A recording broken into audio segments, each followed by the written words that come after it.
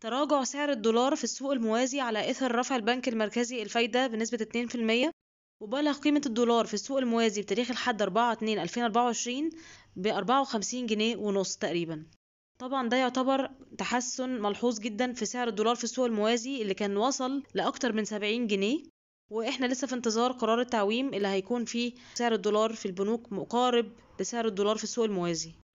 من ناحية تانية، وعلى إثر ارتفاع سعر الفايدة وانتظار قرار التعويم المرتقب، فإن شعبة الدواء هتحرك سعر 1500 صنف دواء، لأنهم قالوا إن مشكلة سعر الصرف مؤثرة جامد جدا على قطاع الأدوية، وإن في أدوية كتيرة محتاج إن سعرها يتحرك، لأن معظم الخامات اللي داخلة في الأدوية بتبقى مستوردة، وسعر الصرف أكيد هيخش بشكل مباشر في تكاليف الإنتاج. آخر خبر لفت انتباهي هو التعاون اللي هيحصل ما بين مدينة الإنتاج الإعلامي وهيئة الترفيه السعودية على إقامة أكبر منطقة ترفيهية في الشرق الأوسط، وده هيكون في مصر. وطبعا ده باستثمارات سعودية ضخمة في مدينة الإنتاج الإعلامي، ده بعد زيارة الوفد المصري الممثل لمدينة الإنتاج الإعلامي اللي راح السعودية. هل معنى كده إن هما في المستقبل هيعملوا حفلات في مصر على إثر الحفلات اللي بتحصل في السعودية اللي بتعملها هيئة الترفيه؟ هننتظر ونشوف.